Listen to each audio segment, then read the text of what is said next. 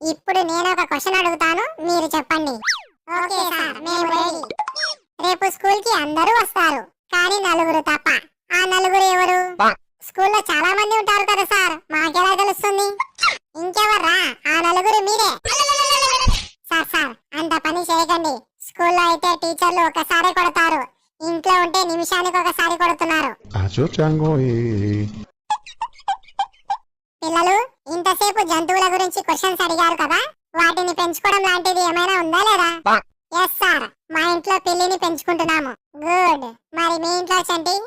మా ఇంట్లో కూడా పిల్లినే పెంచుకుంటున్నాం సార్. Very good. మరి మీ ఇంట్లో రాము? మా ఇంట్లో కూడా పిల్లినే సార్. మీ ఇంట్లో కూడా పిల్లినే అనుకుంటా సోము? ఎస్ సార్, పిల్లి అంటే మా నలుగురికి చాలా ఇష్టం. అందరూ పిల్లినే పెంచుకుంటున్నారంటే దీని వెనకాల ఏదో మతలబు ఉంది. అదేంటో త్వరగా చెప్తే రేపు స్కూల్ కి రావచ్చు.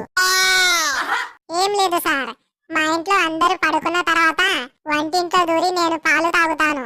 అమ్మ మాత్రం పిల్లిని తిడుతుంది. పాలు తాగేది మీరు, తిట్లు మాత్రం పిల్లికి. ఇది తప్పు కదా సార్? మీ ఇంట్లో టీవీ రిమోట్ పని చేయకపోతే వెనకాల తిప్పి కొడతారా లేదా? అవును, కొడతాను సార్. పొరపాటు చేసేది బ్యాటరీ అయితే దెబ్బలు మాత్రం ఎప్పుడు రిమోట్ కే పడతాయి. అది తప్పు కానప్పుడు ఇది మాత్రం తప్పు ఎలా అవుతుంది సార్? ఓకే పిల్లలు, ఇప్పుడు ఒక కొత్త లెసన్ స్టార్ట్ చేద్దాం. సార్, పాఠాలు తర్వాత నాకింకా అమ్మఒడి డబ్బులు ఎందుకు రాలేదో చెప్పండి. అమ్మఒడి డబ్బులు నీకెందుకు వస్తాయిరా? వస్తే గిస్తే మీ అమ్మకి రావాలి.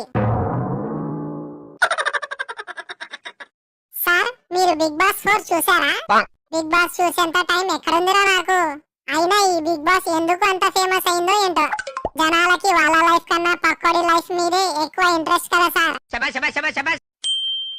పిల్లలు, నిన్న జరిగిన ఆన్లైన్ క్లాస్ లో ఒక్కరు కూడా రెస్పాన్స్ ఇవ్వలేదు.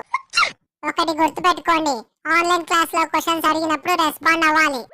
సార్, సునామీలో టీ సైలెంట్, ఆనెస్ట్ లో హెచ్ సైలెంట్, సైకాలజీలో పి సైలెంట్, అలాగే ఆన్లైన్ క్లాస్ లో నేను సైలెంట్. After 20 minutes.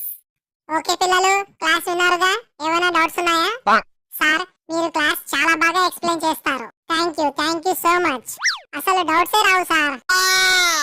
కానీ ఒక డౌట్, మీరు చెప్పిన సబ్జెక్ట్ పేరేంటి సార్?